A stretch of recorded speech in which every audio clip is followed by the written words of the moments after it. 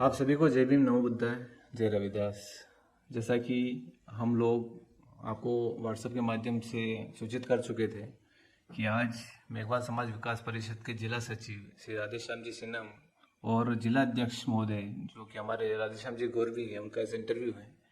किसी कारणवश आज गौरवी सर उपस्थित नहीं हो पाए, लेकिन अगले जो वीडियो में हम लोग उनको कवर करेंगे और उनका इंटरव्यू लेंगे। तो आज के इंटरव्यू में खास बात ये है कि काफ़ी समय से जिला छात्रावास योजना जो समिति हमारी चल रही है उसके पास सवाल खड़े हो रहे थे, लेकिन उनका जवाब ना मीटिंगों में ले पा रहे थे, ना ही व्यक्तिगत रूप से ले पा रहे थे। लेकिन हमें कहीं ना कहीं ऐसा लगा है कि जवाब देना बहुत ज़रूरी है। तो आज हमने ये इंटरव्यू इसी पर्पज़ को लेकर रखा है कि आप लोग जो भी सवाल आपके उठ रहे हैं संगठन को लेकर, छात्रावास को लेकर, तो उन सारे सवालों को जवाब कहीं ना कहीं देना जरूरी था। और वो जवाब जिला की जो मेन बॉडी हैं, अध्यक्ष जी, सचिव जी, उनसे लेना जरूरी था। तो आज हम लोग इसी इंटरव्यू के माध्यम से उनसे कुछ सवाल करेंगे। ये सवाल आप लोगों के हैं, कुछ हमारे पास आपके साथ में जो हमने व्हाट्सएप किए थे वहाँ से सवाल आए हैं, समाज में लोगों द्वारा बार बार पूछे जा रहे थे। तो उनमें से कुछ सवाल हम लोग आज इस इंटरव्यू में ले रहे हैं। तो आज का इंटरव्यू हम शुरू कर रहे हैं श्री राधेश्याम जी सिन्हा जी के साथ में। तो सिन्हा जी, आपका बहुत बहुत स्वागत इस इंटरव्यू में। तो सबसे पहले मैं आपसे कुछ सवाल पूछूं, उससे पहले ये बताइए कि आपको इस पॉडकास्ट में आके कैसा लग रहा है? बहुत अच्छा लग रहा है इसमें आके। सबसे पहले तो आपका धन्यवाद कि आपने ये योजना बनाई, और इंटरव्यू भी होना चाहिए, सबको जानकारी मिलनी चाहिए, इसके लिए आपका बहुत बहुत धन्यवाद। और बहुत अच्छा लग रहा मुझे यहाँ पे। चलिए, बढ़िया बात है। वैसे ये इंटरव्यू कितना ज़रूरी था हमारे समाज के लोगों को बताने के लिए, उनके सवाल देने के लिए? आपको लगता है कि ज़रूरी था वास्तव में और करना ही चाहिए था? हाँ, वैसे देखा जाए तो बहुत ज़रूरी था, क्योंकि कई लोग मीटिंगों में नहीं आ पाते हैं, लेकिन कई लोग व्हाट्सएप वगैरह जो सोशल मीडिया उसका उपयोग नहीं करते हैं। पर हो सकता है ये वीडियो पहुंचे और कोई उनको दिखाए, तो इसके माध्यम से सबके घर पास ये अपनी खबर जा सकती। बिल्कुल, वो ज़रूरी भी था। कहीं ना कहीं संगठन में कुछ सवाल उठ रहे थे और उनको जवाब देना भी ज़रूरी था। तो सबसे पहले आपको मैं सवाल पूछता हूँ कि आप समाज सेवा में आपने कैसे कदम रखा और परिषद में आपकी भूमिका भी क्या है? समाज सेवा में वैसे मेरी शुरू से रुचि है। मैं अन्य सभी समाज से देखता था कि इनका समाज आज इतना आगे है, इनका इतना आगे है। बहुत सी बार देखता था कि अपना जो जो संगठन है, कहीं ना कहीं सुनने में नहीं आता है कि क्या अपना कोई संगठन है, यहाँ आगे कोई आते नहीं थे। तो धीरे धीरे मेरे शुरू से लगाव था कि अपने को भी अपना ऐसा संगठन होना चाहिए। लेकिन उस समय हम देखते थे कि बाकी ऐसा कोई मुझे कुछ प्लेटफॉर्म नहीं मिला था। और उसमें फिर मेरे को परिषद दिखा और मैं उससे जुड़ा फिर।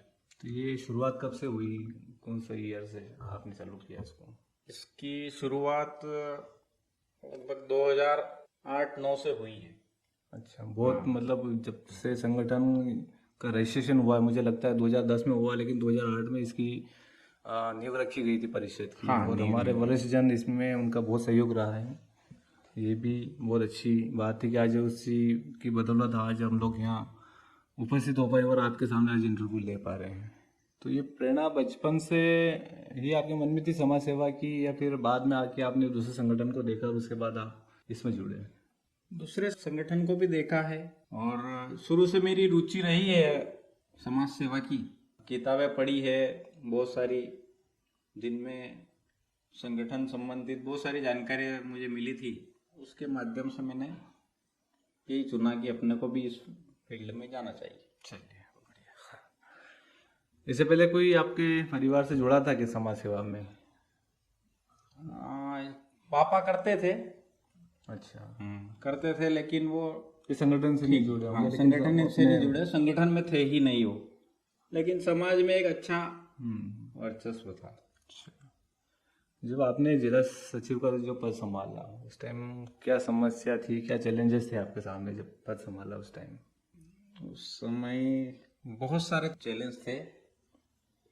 सबसे बड़ा चैलेंज तो ये था कि समझ नहीं पा रहे थे कि मंदसौर में संगठन कौन कौन से हैं मेघवाल समाज के। हाँ, उस टाइम मैं भी जुड़ा था, तो कम से कम 2 संगठन तो मुझे भी पता है उस टाइम थे, लेकिन सबसे बड़ी चुनौती थी। और जहाँ कहीं भी जो होता था तो पता चला कि आज इसकी बैठक हो रही है, एक बैठक, कभी कभी तो ऐसा होता था कि हम 10 में बैठक कर रहे थे, आज इधर इनकी बैठक इधर है, दूसरे संगठन की उस कोने में बैठक है। एक ही क्षेत्र में 2 अलग अलग संगठनों की बैठक हो रही थी। ये चुनौती। चलिए, जब आपको जिम्मेदारी मिली आपको ये, तो पहला कार्य आपने क्या किया?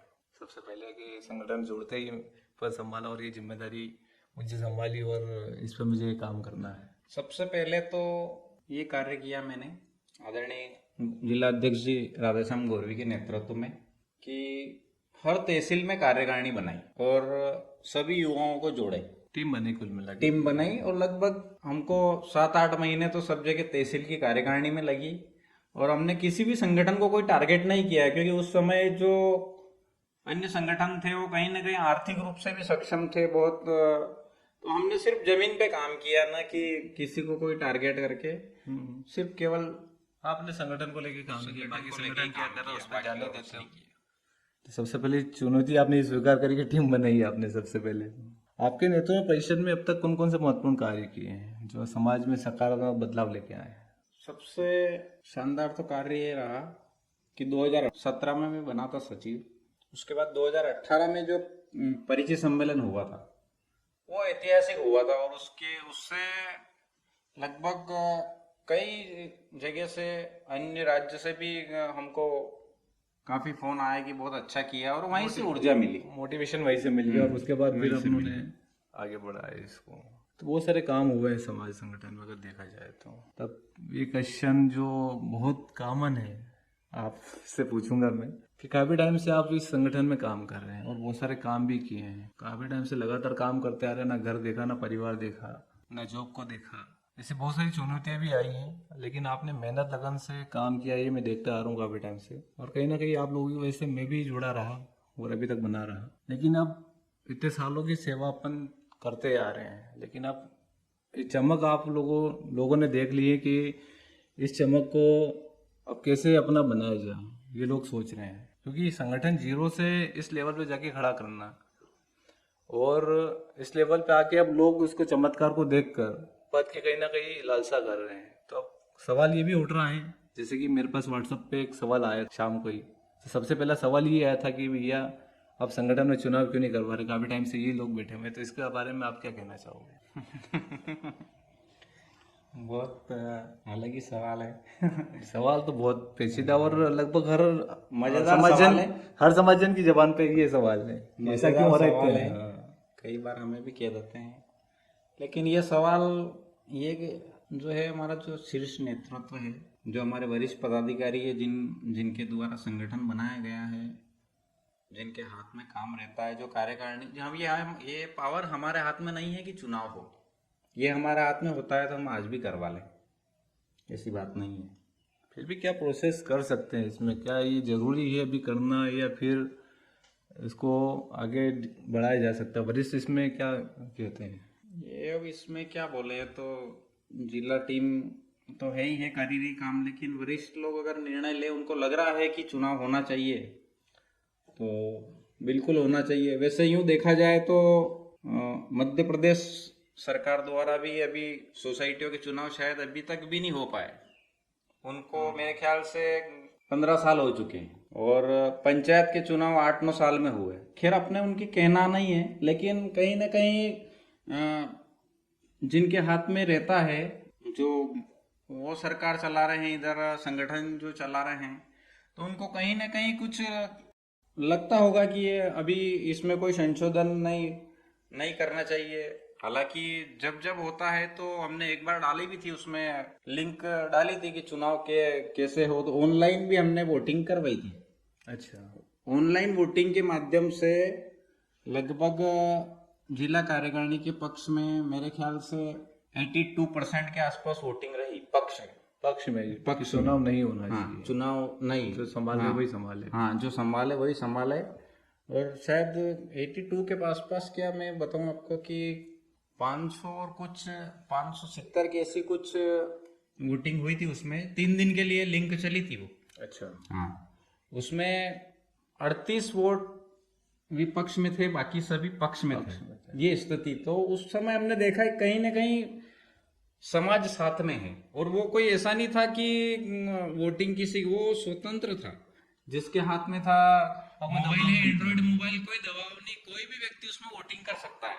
और हमने ऐसा नहीं है कि हमने वो जो वोट डलवाए वो किसी को कहा ही नहीं, लिंक डाली। हमने सभी जो हमारे जो सोशल मीडिया है, व्हाट्सएप ग्रुप है, सभी में डाला कि जिला कार्यकारिणी से कितने लोग संतुष्ट है।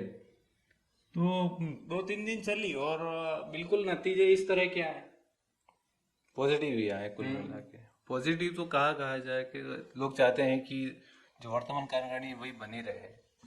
हालांकि इस बारे में बहुत टाइम से लोग प्रश्न तो कर रहे हैं, लेकिन कहीं ना कहीं उनको भी समझना पड़ेगा कि अगर वर्तमान बॉडी और चेंजेस किया जाता है तो कहीं ना कहीं उनके पास अनुभव है वो बहुत लंबे समय का। अगर नई कोई अगर पदाधिकारी बनते हैं तो क्या चैलेंजेस आएंगे और क्या उन पद को संभाल पाएंगे, क्या इस जिम्मेदारी को संभाल पाएंगे वो?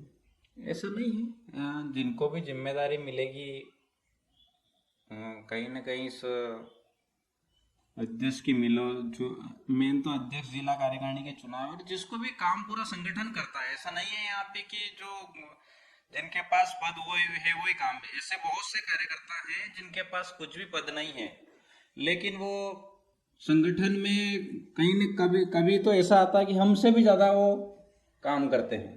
तो ऐसा नहीं है, पूरा संगठन देखता है। और लेकिन जिसको भी जो जो महत्वपूर्ण पद जिनको कहा जाए, वो पद उन व्यक्तियों को मिलना चाहिए जो इस संगठन को समझते हैं और कहीं ना कहीं समाज के पास, समाज के सामने भी एक साफ सुथरा चेहरा हो। और उनका जब भी रिकॉर्ड निकाला जाए तो परिषद में भी कभी निर्विवाद नहीं रहे, कोई विवाद में नहीं रहे। हमेशा संगठन की कोई भी इस संगठन के विरोध में कोई स्थिति बनी है किसी भी तरह की, लेकिन वो संगठन के साथ में खड़े रहे। ऐसे लोगों को जवाबदारी दी जाए तो वो संगठन चला सकते हैं।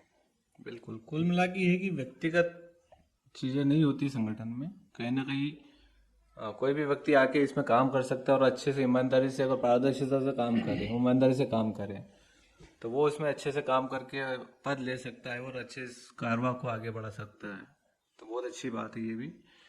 तो इस पद पर आने वाले कुल मिला के जो भी व्यक्ति आएगा उसको चैलेंजेस तो आने हैं, क्योंकि उसके लिए आपने इस लेवल पे जाके संगठन को खड़ा कर दिया है। अगर कोई नया व्यक्ति आता है तो कम से कम उसको समय तो लगेगा समझने, क्योंकि आपका हिसाब इतना क्लियर है। अभी तक पूरी पारदर्शिता का हर महीने आप स्टेटमेंट दे रहे हैं, 1-1 रुपये का आज हिसाब मिल जाता है। आपने पूरी वेबसाइट बना दी, एक एप्लीकेशन बना दी, उसमें आप पूरा डिटेल दे रहे हैं। तो कहीं ना कहीं सामने वाले व्यक्ति के, आने वाले व्यक्ति के चैलेंजेस तो रहेंगे, लेकिन वो ईमानदारी से और इंटरेस्ट लेके अगर काम करता है तो बखूबी वो इस जिम्मेदारी को निभा पाएगा और आगे इस संगठन के कार्यों को आगे बढ़ा पाएगा। अब अगले सवाल मैं आपसे लेना चाहूँगा कि आगे इस संगठन में अगर आप बने रहे, फिलहाल वर्तमान में और आगे बने रहे, तो क्या क्या गतिविधियाँ होने वाली संगठन में?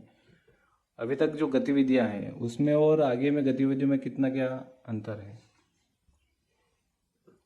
वर्तमान तो महत्वपूर्ण गतिविधि छात्रावास है और आगे फोकस इसी पे है।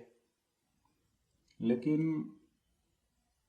एक योजना और है कि एक ऐसा परिचय सम्मेलन किया जाना चाहिए जिसमें लगभग एक प्रदेश स्तरीय होना चाहिए, जिसमें सभी, क्योंकि आजकल तो क्या है कि एक पहले तो हमने जो 2 बार जो युवक युवती परिचय सम्मेलन किया, उस समय इतना कोई ज्यादा वो सोशल मीडिया और टेक्नोलॉजी नहीं थी। लेकिन आज तो क्या है कि अपन ऑनलाइन भी अपन बायोडाटा कलेक्ट कर सकते हैं। इसलिए एक प्रदेश स्तरीय परिचय सम्मेलन होना चाहिए जिससे सभी जगह के लोग भी परिषद को जान सके। बिल्कुल, सभी जगह के लोग जुड़े और ये जो परिचय सम्मेलन इतना बड़ा हो कि आपस में रिश्ते दूर दूर भी हो जाए कम से कम। अगर आसपास भी उनको लगता है कि नहीं छोटे मोटे रिश्ते हैं, बड़े रिश्ते और चाहिए, तो कुल मिला के सभी प्रकार के रिश्ते इसमें आसपास के जिलों से और बाहर के लोगों से भी जुड़ेंगे। एक और थी मेरी इसमें परिचय सम्मेलन, और उसके बाद जैसे ये जो मृत्यु भोज है, मृत्यु भोज पर एक ऐसी योजना बनाई जाए कि बनाएंगे संगठन के माध्यम से ही बनाएंगे, संगठन के बैनर से ही बनाएंगे। और जिस तरीके से छात्रावास की भी एक चुनौती थी उसको हमने स्वीकार किया। कई सालों से इनकी योजनाएं चल रही थी लेकिन वो सफल नहीं हो पा रहे थे अमल में लेके नहीं आए। वैसे ही मृत्युभोज को लेकर एक व्यवस्थित तरीके से इसकी एक योजना बनाएंगे ताकि इसको पूरी तरीके से बंद न कर कम से कम सीमित पर तो लेकर ही आएंगे। ये वो जरूरी हो गया कि समाज में काफ़ी टाइम से ये सवाल भी उठा रहे हैं सभी लोग कि हम सब इस बारे में संगठन कुछ करें, और अगर ये चीज़ें हो जाती हैं बड़े लेवल पर और सभी लोग इसको जानते हैं और इसको अमल करना चालू करते सभी समाजजन, तो मुझे कहीं ना कहीं लगता है कि समाज में बहुत बड़ा परिवर्तन आने वाले समय में आने वाला है। तो ये अच्छी एक योजना होगी और गतिविधि होगी समाज के लिए। अब ये होता है कि संगठन का अधिकतर लोग अध्यक्ष सचिव और कोषाध्यक्ष पर टारगेट करते हैं, तो क्यों करते हैं और इसके बारे में आपके क्या विचार हैं? अध्यक्ष सचिव कोषाध्यक्ष ये तो क्या है कि एक महत्वपूर्ण और जिम्मेदार पद है। तो टारगेट कोई वो लोग नहीं करते हैं जो संगठन से जुड़े हुए हैं, जो संगठन को जिसकी पूरी जानकारी है संगठन की, वो कभी विरोध नहीं करते हैं। विरोध तो वो लोग करते हैं इनका टारगेट की, जैसे कि मैंने देखा था कि कई बार मैंने सुना था उसमें कि जो छात्रावास की रजिस्ट्री है, हाँ, उस पर बहुत सवाल उठ रहे हैं। उसमें अध्यक्ष सचिव के नाम है। तो क्या है कि जहां जहां नाम आते हैं अध्यक्ष सचिव कोषाध्यक्ष, तो एक जहां जहां नाम लिखे जाएंगे तो लोगों की जानकारी में यही रहता है कि अध्यक्ष सचिव ये तीनों ही हो गए क्या, मालिक ये तीनों ही हो गए क्या। लेकिन जबकि एक प्रोटोकॉल में आता है कि अध्यक्ष सचिव कोषाध्यक्ष का जो पद है ये हर जगह, क्योंकि रिकॉर्ड ही यही रहता है, तो अन्य का पूरी कार्यकारिणी तो रहती नहीं है लिखित में। तो ये तीनों पद और खाता, बैंक खाता इनके नाम से संचालित होता है। जहाँ कहीं ऐसा कुछ प्रमाण पत्र दिया जाता है, कुछ शील्डे वगैरह, तो वहां पे भी इनके नाम आते हैं। तो लोगों को क्या है कि वो जो नाम दिखता है तो भाई ये इनका नाम कैसे आ गया, इन्होंने पूरा कार्यक्रम किया गया, इस कारण टारगेट करते हैं। बाकी ऐसी कोई बात नहीं है, कोई हमारी कार्यकारिणी टारगेट नहीं करती है, जो समझते हैं वो टारगेट नहीं करते। इससे जलन है, लोगों को व्यक्तिगत जलन है, या फिर ये चाहते हैं कि उसकी जगह हमारा नाम आए? क्या स्थिति, मतलब क्यों इतना विरोध होता है इस पे, जबकि संगठन का एक रूल होता है, नियम होता है कि पद के नाम से कोई रजिस्ट्री नहीं होती कि किसी न किसी व्यक्ति को तो उसमें इन्वॉल्व होना पड़ेगा, तो कहीं ना कहीं व्यक्ति का नाम तो उसमें आएगा। ये मैं भी, क्योंकि मैं भी रजिस्ट्रियाँ करता हूँ, मैं भी एक सर्विस प्रोवाइडर हूँ, तो कहीं ना कहीं मुझे पता, और ये रजिस्ट्री मैं था, और वकील साहब जो मंदसौर के बहुत अच्छे नामचीन वकील जो बहुत सारी रजिस्ट्रियाँ वो करवाते हैं, उनसे भी करवाई थी, उन्हीं से करवाई थी, मैंने भी नहीं करी थी, क्योंकि मैं खुद सर्विस प्रोवाइडर था उस टाइम पे, चाहता तो मैं भी कर सकता था, लेकिन कहीं ना कहीं हमें पारदर्शिता लानी, तो कहीं ना कहीं मुझे लगता था कि सवाल वापस उठेगा ऐसा, तो हमने वकील साहब के माध्यम से ये रजिस्ट्री करवाई थी, और उन्होंने पूरी रजिस्ट्री करी थी और समझाया था कि वास्तव में इसमें नाम तो आएगा, क्योंकि व्यक्ति साइन कौन करेगा, व्यक्ति का नाम तो आना चाहिए उसमें, तो ये बहुत ज़रूरी था। और इसमें किसी न किसी का, हमारा तीनों का कहीं ना कहीं कोई फ़ायदा नहीं था। आज हम है, हमारा नाम है, कल कोई व्यक्ति और आता है, पद इस पर रहता है, तो ये उस व्यक्ति के नाम से चलेगा, कहीं ना कहीं किसी व्यक्ति को तो जिम्मेदारी देनी पड़ेगी। चलिए, अच्छा है। और छात्रावास से जुड़े हुए हम कुछ सवाल ले लेते हैं। छात्रावास योजना भी काफ़ी लंबे समय से चल रही है, और काफ़ी टाइम से इस पर कुछ सवाल भी लोग उठा रहे थे, तो कुछ सवाल मैं आपसे ले लेता हूँ उनके। तो आप लोग जो छात्रावास बना रहे हैं वह क्यों बना रहे हैं, इसकी क्या योजना है और क्यों जरूरी था ये बनाना? छात्रावास इसलिए बना रहे हैं कि जो दूर के जो बच्चे हैं, जिनको कहीं ना कहीं एडमिशन नहीं भी मिल पाता, रूम नहीं मिल पाता है ज़िले में, तो अपने जो समाज के बच्चे हैं वो वहाँ यहाँ पे जो अपना जो मेघवाल समाज का जो छात्रावास बनेगा उसमें रहकर यहाँ पे पढ़ाई कर सकते हैं। और ऐसा नहीं है कि मेघवाल समाज ही अकेली छात्रावास बना रही है, लगभग कई ऐसे समाज है जिनका छात्रावास बनकर तैयार हो चुका है, और अभी तक अपन योजना ही बना रहे हैं। कहीं ना कहीं अपन बहुत पीछे हैं इसमें।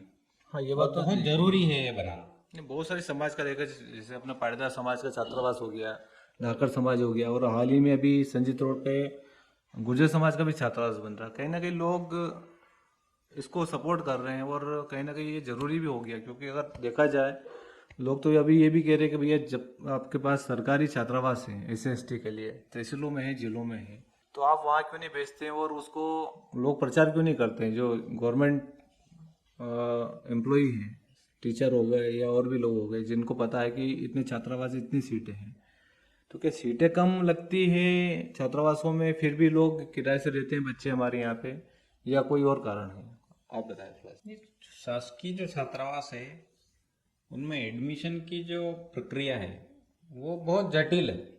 कहीं ना कहीं जब तक एडमिशन चालू रहता है तब तक तो वो जो अपने जो बच्चे होते हैं वो उसकी जो जो भी डॉक्यूमेंट्स रहते हैं वो तैयारी नहीं कर पाते हैं, और ऐसी ऐसी जानकारी हर हर बार उसमें संशोधन करते हैं। आप इसकी बार ये, आपकी बार ये मांग रहे हैं, ये मांग रहे हैं। तो कहीं ना कहीं ये देखा जाए कि ये कहते हैं कि सीटें खाली रह जाती हैं। सीटें खाली नहीं रहती है, उसमें ये चीज हो जाती है कि बच्चे सारे कागज ही इकट्ठे नहीं कर पाते हैं, ये चीजें उसमें आती है, इस कारण सीटें खाली रह जाती है। और अगर ऐसा होता है कि वो खाली रहे छात्रावास और अपन बना रहे हैं, तो अपने साथ में बहुत से छात्रावास की जिसको जानकारी है, जैसे कि हमारे अधीक्षक महोदय हैं शोभाराम जी सूर्यवंशी, वो खुद इसमें महत्वपूर्ण भूमिका निभा रहे हैं। अगर ऐसा होता तो वो भी आगे नहीं आते हैं, वो क्यों मेहनत करते हैं? तो कहीं ना कहीं ये संगठन की अच्छी योजना है, इसलिए इसको करना जरूरी है। बिल्कुल जरूरी तो बहुत ज़्यादा है। अगर देखा जाए तो शासकीय छात्रावासों में जाना और वहाँ रहना और उस माहौल में रहना, और एक निजी समाज के छात्रावास में रहना और वहाँ जाके मार्गदर्शन अपने लोगों द्वारा दिया जाना, ये कहीं ना कहीं ये भी जरूरी है कि वो बच्चे हमारे आज भटके हुए हैं, मार्गदर्शन नहीं मिल रहा है, कहीं ना एक अच्छा माहौल उनको मिलेगा छात्रावास में, तो कहीं ना कहीं वो आगे तरक्की कर पाएंगे और हम लोग भी मेहनत करेंगे उनके पीछे और मार्गदर्शन वहाँ जाके दे पाए। कुछ ऐसा भी हम लोग सोच रहे हैं, इसी वजह से इस योजना को अमल में लाया गया है। तो निजी छात्रावास बनाना कहीं ना कहीं किसी व्यक्ति विशेष को फायदा पहुंचाने का काम तो नहीं है, ऐसा तो नहीं है इसमें। संगठन में संगठन अगर छात्रावास बना रहा तो इसमें निजी तो आ ही नहीं सकता ना। समाज ही इसका नेतृत्व करेगी, और इसको मान लो ऐसा कुछ, हालांकि कुछ नहीं होता वहां, जो कुछ भी लगेगा ही सही, वहां से कोई बेनिफिट मिलना नहीं है, लेकिन ये समाज की संपत्ति है, समाज ही इसका नेतृत्व करेगा, और वहां किसी व्यक्ति का हित तो हो ही नहीं सकता है। हाँ, कहीं कहीं लोग ये भी समझ रहे हैं कि कहीं ऐसा व्यक्ति विशेष को लाभ पहुंचाने का इसमें तो नहीं है टारगेट कहीं। तो कुछ लोग छात्रावास का विरोध कर रहे हैं, तो वो क्यों विरोध कर रहे हैं जबकि एक अच्छी योजना बना के हम लोग बच्चों के भविष्य को लेकर चिंतित है और मार्गदर्शन के लिए एक अच्छा प्लेटफॉर्म उपलब्ध करवा रहे हैं, ताकि जो बच्चे अभी किराए से रह रहे, कम से कम 3,000 2,000 कम से कम किराया देता है, लेकिन अगर जिले का छात्रावास अगर होता है मेघवाल समाज का, तो कहीं ना कहीं वो बचत ही है, उनके आगे काम में आएगी और उनको मार्गदर्शन मिलेगा वहाँ पे रहते हुए। वो एक अच्छा माहौल बनाने की हम कोशिश करेंगे। तो ये सारी चीज़ें इस छात्रावास में हम लोग कर रहे हैं। तो कुछ लोग विरोध ये भी करते हैं, जैसे आप छात्रावास का पैसा आप निकालते हो कार्यक्रमों से, तो कुछ लोग विरोध करते हैं कि नहीं निकालना। कुछ गांव में, जैसे कि एक डिगांव गांव में मैं खुद गया था एक प्रोग्राम में, तो वहाँ पे राशि निकालने से मना कर दिया कि हम लोग नहीं निकालेंगे इस राशि का। तो उसका क्या कारण रहता है, क्यों विरोध करते हो और क्यों लोग नहीं निकालते राशि? डिगांव में मैं भी गया था एक बार। हाँ, मैं भी था साथ में। बिल्कुल वहाँ समस्या है, और पहले भी सुना मैंने, लेकिन जो वहाँ विरोध करते हैं, ऐसा नहीं है कि सभी विरोध कर रहे हैं। डिगांव से राशि निकली है। जब हम लेने गए थे उसके शायद 1 महीने पहले ही कार्यक्रम था, उसमें राशि दी है। हाँ, 2 तो डिगांव को कहीं न कहीं टारगेट किया गया, लोगों को लोग बुना रहे हैं कि डिगांव से राशि नहीं आ रही है। ऐसा नहीं है, हर जगह से राशि निकल रही है। और अगर यूं देखा जाए तो गए साल के जो रेशो देखा जाए और इस साल का अगर रेशो देखा जाए, तो जबकि इस बार तो सोशल मीडिया पे कई लोगों ने विरोध भी किया, उसके बावजूद भी 150 के लगभग कार्यक्रम अधिक इस बार राशि दी है समाज ने। तो समाज पूरी साथ है और हर जगह राशि निकल रही है। ऐसा मुझे नहीं लग रहा कि ऐसा कोई गांव बचा होगा जिसमें जहां से समाज जनों ने कोई राशि नहीं दी। सभी गांव से, डिगांव ऐसा नहीं है, डिगांव में भी राशि निकली है और आगे भी निकलेगी।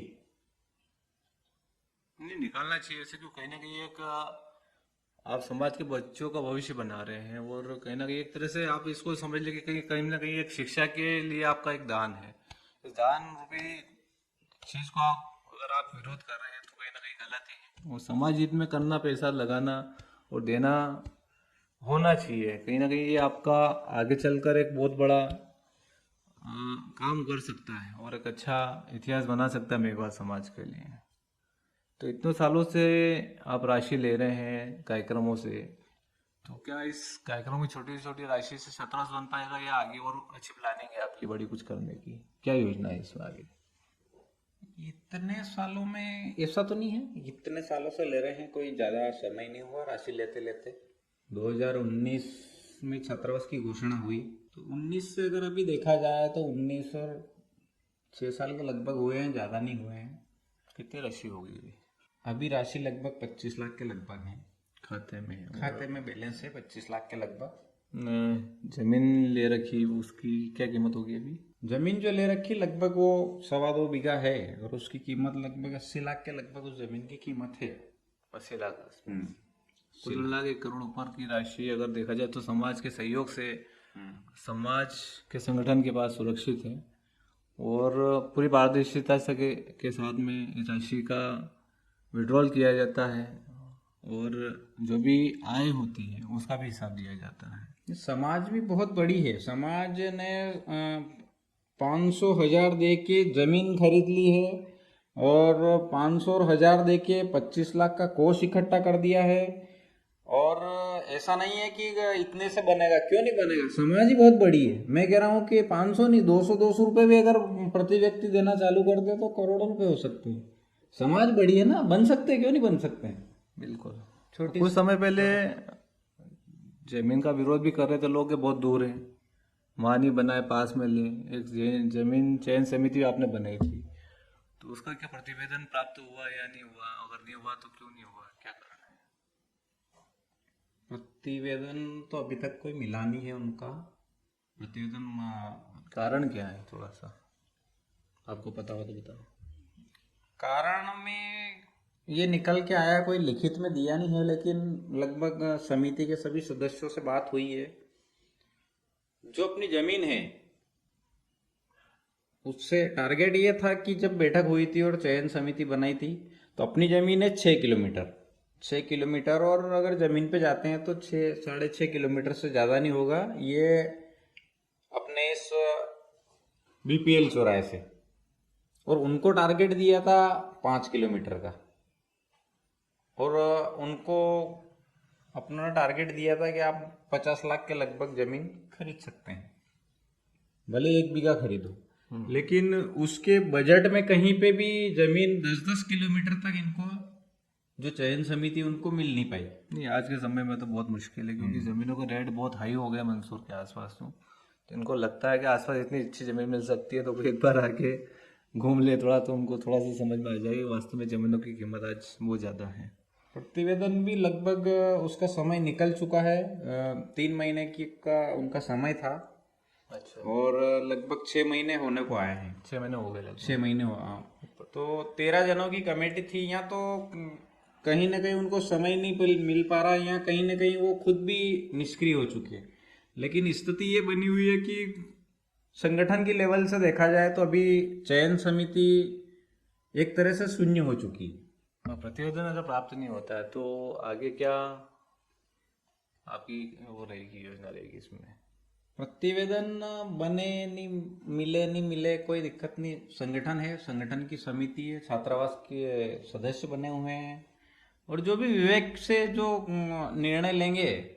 अब स्थिति ये बनी हुई है कि हमने कोशिश करी है वहाँ पे कि अब उसी स्थान पे भूमि पूजन हो जाए। लगभग सभी की राय ले लेंगे एक बार, और उसी स्थान पर लगभग होने का है। तो बिल्डिंग भी तो शायद आपने देखी थी, उसका क्या हुआ? बिल्डिंग जो हमने देखी थी वो बहुत अच्छी है। अगर सभी को मिलकर के, अगर पूरी ताकत से, अगर और अच्छे मन से अगर कार्य किया जाए और उत्साह से कार्य किया जाए, जिस समय चयन समिति बनी थी उस समय जो उत्साह देखा गया था, बोले कि हम इतने ले आएंगे, हम इतने ले आएंगे। अगर वापस उसी ऊर्जा से साथ काम करे तो बिल्डिंग बहुत अच्छी है। और उसका बजट जा रहा है 2 करोड़, 2.25 करोड़ के लगभग उसका बजट है।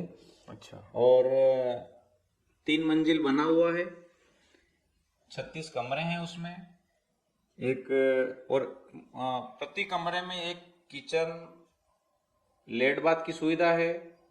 सेपरेट? हाँ, सेपरेट है पूरा, एक एक कमरे में? एक एक कमरे में। बहुत ही शानदार। और ये स्थिति है कि अगर आप संगठन उसको ले लेता है, सभी उस जगह तैयार हो जाते हैं लेने के लिए, तो वहाँ केवल बोर्ड लगाना रहेगा, बाकी छात्रावास कल से ही आपका संचालित होना शुरू हो जाएगा। कुल मिला के बनी बनाई बिल्डिंग है और सारी सुविधा है, और शायद शहर के मध्य भी है, इतना दूर भी नहीं है जैसा कि विरोध कर रहे हैं कि जमीन अगर वो दूर है तो ये पास में अगर देखा जाए तो बहुत अच्छा विकल्प है बिल्डिंग का। बस ये कि राशि ज़्यादा है, लेकिन मुझे लगता है कहीं ना कहीं सभी समाजजन अभी तक 500,000 दे के भी इतना 1 करोड़ की प्रॉपर्टी बना सकते हैं। तो कहीं ना कहीं अगर इसमें थोड़ा सा और राशि बढ़ाकर या तन मन धन से जो भी दान स्वरूप आप अपने बच्चों को भविष्य में को लेके, या छोटे बच्चे जो आपके और हैं उनके भविष्य को अगर देखा जाए तो राशि कोई बड़ी मायने नहीं रखती है। इतना बड़ा संगठन है, इतनी बड़ी समाज है, उन समाज का एक एक रुपया का अगर कीमत देखी जाए तो बिल्डिंग के आगे कुछ भी नहीं है। तो कोशिश करने में और एक बिल्डिंग को लेने में ये कोशिश तो करनी चाहिए। तो समझ लो आपका किसी से बात हुई है वरिष्ठ जन से, या फिर आपके जो टीम मेंबर हैं उनका क्या कहना है बिल्डिंग के बारे में? क्या ले सकते हैं या फिर इसको कैंसिल करके आप जमीन पे ही, जो जमीन है उस पर ही अपना निर्माण चालू करेंगे? उसको लेकर लगभग पूरा बैलेंस नहीं बन पा रहा है। कोई कह रहे हैं कि इतनी राशि को कैसे कलेक्ट करेंगे, ऐसा नहीं कि अपन उसमें उस जमीन को भी दे दें, खाते का बैलेंस भी लग जाए। उसके बाद उस समय तो क्या हुआ था कि जैसे हमने जमीन खरीदी थी, सभी ने मिल करके जमीन खरीदी थी, तो उस समय ऐसी स्थिति थी कि लगभग खाते में कोष था 8 या 9 लाख रुपए, और हमने जमीन क्रय कर ली थी। उसकी जब रजिस्ट्री का समय आया, जबकि हमने 10 दिन से हम प्रचार कर रहे थे कि छात्रावास की रजिस्ट्री होगी, तो और उसमें पैसे की आवश्यकता लग रही, तो कई लोगों ने जैसे आश्वासन दिया था कि 2 लाख में लेके आ जाऊंगा, 1 लाख में ले आऊंगा, इतने ले आऊंगा, लेकिन कुल मिला के कहीं ना कहीं आश्वासन वहां शून्य लगा। मतलब घोषणा हो गई और पैसे लेके नहीं आया रजिस्ट्री के लिए? हाँ, रजिस्ट्री के लिए पैसे लेके नहीं आए। यहाँ तक कि 2 जने ने तो मोबाइल स्विच ऑफ रखा। तो 8 लाख आपके पास उस टाइम था समिति पे, और शायद जमीन उस टाइम 24-25 लाख समथिंग कुछ थी। तो कैसे मैनेज किया फिर आपने, कैसे रजिस्ट्री करवाई उसकी? वहाँ ये स्थिति बन गई थी कि हम खुद भी असमंजस में थे कि अब कैसे रजिस्ट्री की जाए। आज भी अगर जैसे कि हम कैलेंडर पर करते हैं उस फोटो को प्रकाशित, जब रजिस्ट्री हुई थी और रजिस्ट्रार कार्यालय के सामने का फोटो है, तो पूरे जिले से आज अगर छोटी सी चीज जो कहते हैं कि ये तीनों ही मिलके कर रहे हैं, तो उस समय का फोटो देखा जाए तो क्या पूरे मंदसौर जिले से, जबकि इतना महत्वपूर्ण काम था, छात्रावास की रजिस्ट्री होनी थी, तो उत्साह के साथ कम से कम मैं कह रहा हूँ कि 100 लोगों को आना चाहिए था। तो मुश्किल से मतलब वो एक यूं देखा जाए कि 15 लोग इकट्ठे नहीं हुए थे। और ये तो प्रतापगढ़ के हमारे रैदास साहब हैं, केएल रैदास साहब, जिन्होंने 1 लाख उसमें सहयोग दिया और 11 लाख के लगभग शायद उन्होंने उस समय पेमेंट दिया। तो रैदास साहब और एक और 2 लाख रुपए दिए थे हमारे रुगनाथ जी पोखर वाले हैं, सरसोद वाले सर, उन्होंने दिए थे। तो कुल मिला के इन दोनों ने बहुत अच्छा सहयोग किया उस समय, तो इस कारण ये हो पाया। नहीं तो कहीं न कहीं एक बहुत एक चुनौतीपूर्ण कार्य था। तो उसी को देखते हुए हम बार बार उस बिल्डिंग पे निर्णय नहीं ले पा रहे कि बार बार रैदास साहब नहीं आएंगे। हाँ बिल्कुल। और उस टाइम राशि कम थी, 24-25 लाख की थी, अब तो करोड़ों की बात हो गई। हाँ, ये तो कहीं ना कहीं समाज के लोगों को इसमें इन्वॉल्व होना पड़ेगा। संगठन एक सहयोग कर सकता है, लेकिन मेहनत हमारी जो टीम है मेघवाल समाज विकास परिषद की वो करेगी। लेकिन सहयोग तो समाज को देना पड़ेगा, और उस सहयोग के बिना छात्रावास ना ये ज़मीन पे हम निर्माण कर पाएंगे और ना ही ये बिल्डिंग कर पाएंगे। अगर समाज पूरी तरह सहयोग देती है तो लक्ष्य कोई बड़ा नहीं है, एक एक रुपया भी अगर इकट्ठा करें तो कहीं ना कहीं गड़ा तो भर ही जाता है, वो वाली स्थिति है। तो तन मन से अगर पूरा सहयोग करे समाज जन तो ऐसा पूरा हम छात्रावास भी जो ज़मीन है उस पर बना पाएंगे, और कहीं ना कहीं एक बिल्डिंग है वो भी कर सकते हैं। लेकिन पूरा तरह से समर्पित होकर सभी समाज जनों को सहयोग करना पड़ेगा उसके लिए, ये भी अच्छी बात है। ये छात्रावास कैसे बनेगा, इसके लिए कुछ योजना आपके पास है फंड्स लाने की? कैसे लाएंगे, कैसे बनाएंगे, आगे की क्या योजना इस पर बन रही है अभी वर्तमान स्थिति को देखते हुए? ये अभी जब से इसका जब भूमि पूजन होगा इसके बाद गांव गांव में और सेक्टर वाइज इसकी कार्यकारिणी बनाएंगे, गांव गांव घर घर चलो की, और सभी तहसील अध्यक्षों को जिम्मेदारी देंगे, टारगेट देंगे, और उसका जो एक अलग ही उसकी पूरी योजना बनाई जाएगी, और एक तय समय में कितनी राशि लाना है, कैसे लाना है, वो सारा पूरा इसमें मास्टर प्लान बनाई जाएगी। इसके अलावा जैसे वर्तमान देखा जाए तो इस हिसाब से छात्रावास निर्माण नहीं हो सकता है, तो कुछ न कुछ बड़ी योजना बनाई जाएगी जिससे स्पीड से पैसा, बिल्कुल, और हर समाज जन से पैसा लेना पड़ेगा, कहीं ना कहीं सभी का इन्वॉल्व इसमें होना जरूरी है। तो अच्छी बात है, और होना भी चाहिए, क्योंकि छात्रावास किसी एक संगठन का नहीं बन रहा है, मेघवाल समाज का बन रहा है। छात्रावास के नाम में कहीं मेघवाल समाज विकास परिषद नहीं है, मेघवाल समाज छात्रावास है। तो ये मेघवाल समाज का था और है और रहेगा हमेशा, ये भी जरूरी है।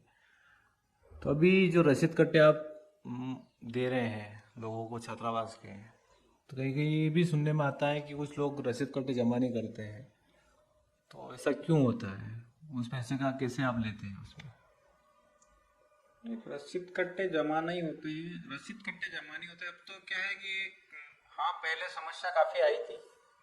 पहले क्या है, जब योजना बनाई थी तो हम भी जानते नहीं थे, कई लोगों को हमने कई रसीद कट्टे वितरित कर दिए थे।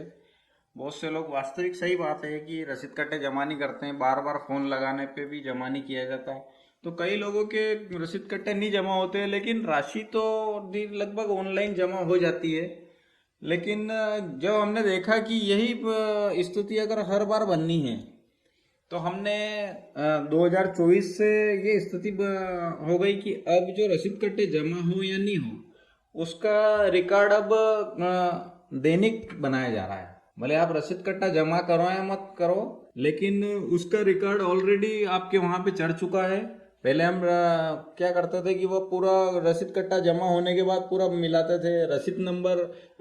इसकी ये चीज पकड़ने के लिए हमने रसीद नंबर अनिवार्य किए कि कोई भी कार्यक्रम होता है तो हम पहले ये नहीं देखते हैं कि किसने राशि ली, कैसे जमा हुई, हम पहले रसीद नंबर पकड़ते हैं, और बिना रसीद नंबर के हम कोई सूचना भी जारी नहीं करते हैं। तो 2024 से लगभग पूरा ये स्थिति है कि कोई किसी के दिमाग में है कि पैसे ले लो, रख लो, रसीद कट्टा जमा मत करो, ऐसा नहीं है। आप छात्रावास योजना समिति में डिफॉल्टर हो चुके हो, और वो कहीं ना कहीं ऐसा नहीं है कि हम आपको जब भी आपका रहेगा आप डिफॉल्टर रहोगे, और समिति आपका नाम प्रकाशित करेगी और रिकॉर्ड में आपका नाम रहेगा हमेशा। छात्रावास के जो भी रसीद कट्टों से जो राशि आ रही है वो नगद में आ रही है या ऑनलाइन हो गया है पूरा? वैसे लगभग यूँ देखा जाए तो 2024 से ही पूरा ऑनलाइन है, और इस जनवरी से लगभग 100% हमने ऑनलाइन करवा दी है।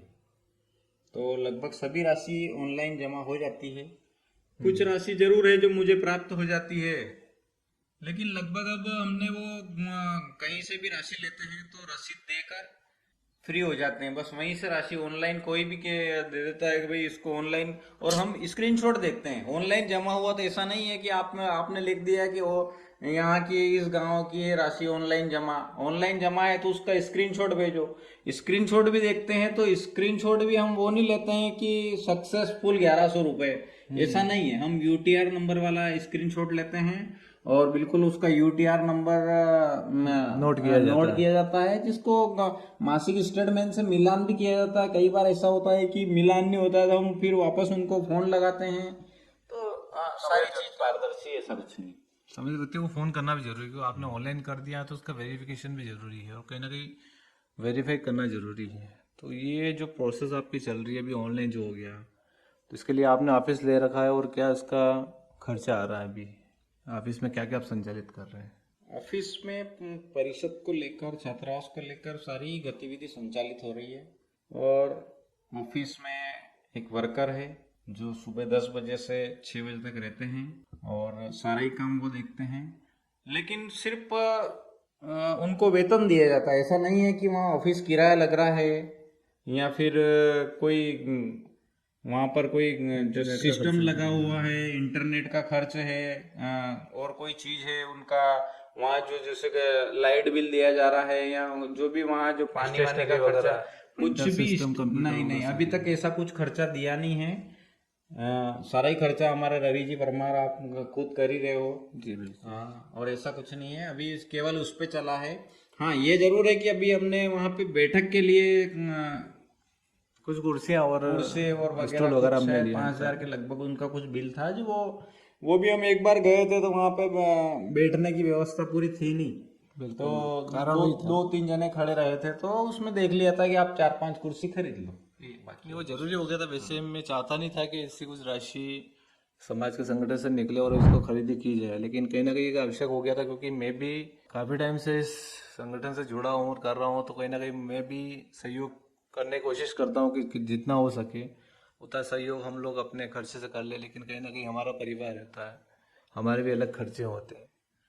तो खर्चा करने के लिए समाज का संगठन चला रहे तो थोड़ा बहुत राशि तो खर्च होनी चाहिए, कहीं ना कहीं काफ़ी संचालित होता है। तो ये पूरा रिकॉर्ड जो है ये मेंटेन करना बहुत ज़रूरी है, क्योंकि इतना बड़ा संगठन हो चुका है, आसपास के जिले भी इससे प्रभावित है और हमसे सीख के उनकी गतिविधियां कर रहे हैं। तो कहीं ना कहीं ये जरूरी भी था काफ़ी संचालित करना और वर्कर रखना। हालांकि मैं काफ़ी टाइम से इनसे बोल भी रहा था कि काफ़ी सेपरेट होना चाहिए ताकि आपकी सारी गतिविधियां वहाँ से संचालित हो और सारा रिकॉर्ड वहाँ से मेंटेन हो। तो ये कहीं ना कहीं उपलब्धि आज हो गई है और आने वाले भविष्य में अगर हो सका तो एक सेपरेट ऑफिस होगा, पूरा मेघवाल समाज का एक बोर्ड लगेगा और वहाँ से सारी गतिविधियाँ संचालित होगी और सब कुछ योजनाएं वहाँ से बनेगी। तो आपके खाते से विड्रॉल हो रहा है, ये जानकारी लोगों को है कि नहीं है ऑफिस के खर्च की? नहीं, बिल्कुल है ना। इसका बैठक में एजेंडा लिया जाता है और इसका जो मोबाइल एप्लीकेशन है उस पर दिया जाता है विड्रॉल हुआ तो काय का हुआ, कैसे हुआ, अभी वर्तमान इस महीने में कैसे,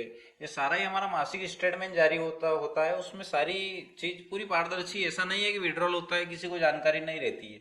सारा ही विड्रॉल का पूरी समाज को जानकारी है, छात्रावास के जितने सदस्य उनको जानकारी है, जितने पदाधिकारी उनको जानकारी है। तो ऐसा कुछ नहीं है।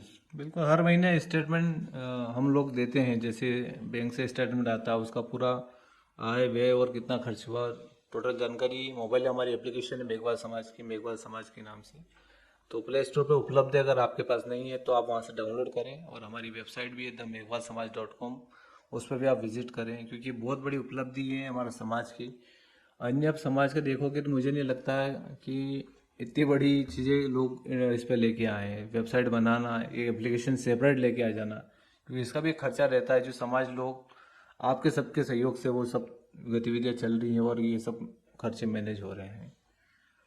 तब एक और सवाल जो आखिरी है, आप अगर देना चाहें इसमें कि समाज के लिए आप क्या संदेश देना चाहेंगे, क्योंकि आखिरी सवाल है और आगे हम सवाल अगले इंटरव्यू में लेंगे, क्योंकि जो सवाल हमारे पास थे और जो सवाल आप लोगों ने पूछे थे उन सवालों को आज कवर कर लिया गया है।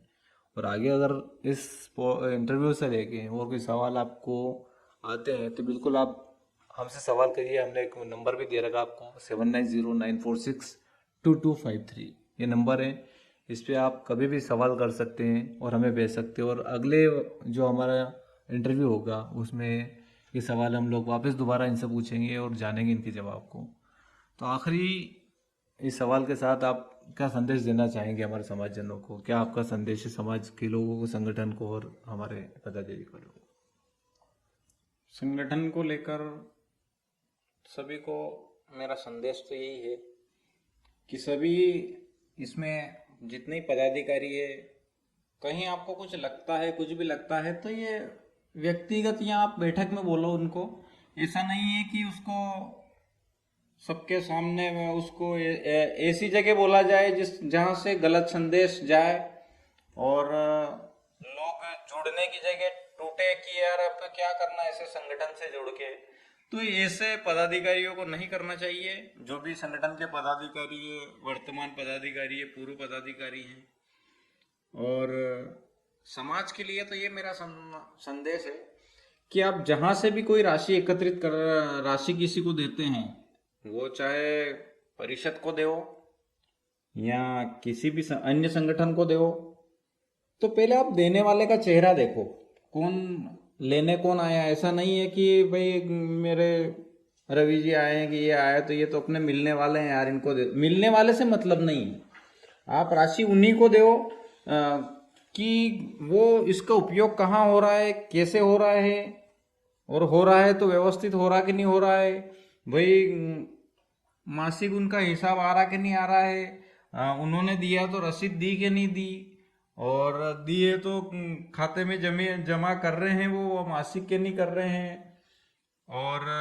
क्या उनका अभी तक को उन्होंने कितनी राशि कलेक्ट की, पूरी वो संगठन, कोई भी समिति या संगठन हो, पूरी अगर आपको जानकारी दे रहा है तो आप उनको राशि दो, कोई भी समाजजन।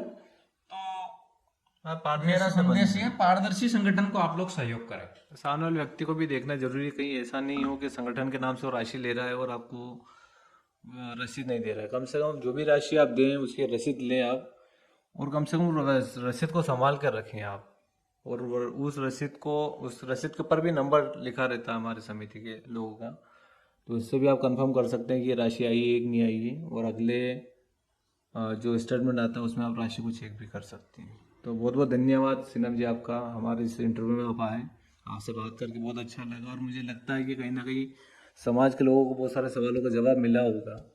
अगर कुछ सवाल छूट भी गए हों तो हम उनको अगले इंटरव्यू में कवर करने की कोशिश करेंगे। तो आपके सवाल ज़रूरी हैं, जितने सवाल हमारे पास आए थे हमने उनको सभी को कवर किया है, और आगे भी हम लोग चाहते हैं कि आपके सवाल संगठन के प्रति जो भी सवाल उठते हैं तो आप किसी से चर्चा विमर्श ये जो भी करते हैं उनके बजाय आप सीधे डायरेक्ट जो पदाधिकारी उनसे सवाल करें, क्या आप ऐसा कर रहे हैं तो क्यों कर रहे हैं, और इसमें क्यों ज़रूरी था और क्यों ज़रूरी नहीं था, क्या सही है क्या गलत है, ये सभी लोग हम चर्चा करके ही कर सकते हैं। केवल आपस में बातचीत करने से कुछ नहीं होगा। एक मीटिंग होती है आपकी त्रैमासिक मीटिंग, उसमें आप आएँ, उसमें नहीं आ सकते हैं तो कम से कम आप इस पॉडकास्ट के जरिए, इस इंटरव्यू के माध्यम से भी आप हमसे सवाल कर सकते हैं, और इनका जवाब आप कैसे जो संगठन के पदाधिकारी वो सभी लोग आपको देंगे। तो आप लोगों ने इस पूरे वीडियो को, इस इंटरव्यू को देखा, उसके लिए भी आपको बहुत बहुत धन्यवाद। आप हमेशा इस चैनल के माध्यम से जुड़े रहें, और ये हमारा मेघवाल समाज का चैनल है जो कि हमने अभी भी शुरू किया है, इसको सब्सक्राइब कर लें, क्योंकि अब आने वाले जो भी इंटरव्यू हो, जो भी आगे के हमारे गेस्ट रहेंगे समाज के, वो सभी लोग इसी प्लेटफॉर्म पे जुड़ेंगे, और यहीं से सारी जानकारी आपको समाज की मिलती रहेगी। तो बहुत बहुत धन्यवाद, और चैनल को सब्सक्राइब करना ना भूलें, ये जरूर याद रखें, और अच्छा लगा हो तो प्लीज़ लाइक ज़रूर कर दें, और कोई सवाल हुआ तो कमेंट में आप बता सकते हैं, नहीं तो हमारा एक नंबर जो हमने बताया है 7909462253, इस पर पूछ सकते हैं। बहुत बहुत धन्यवाद।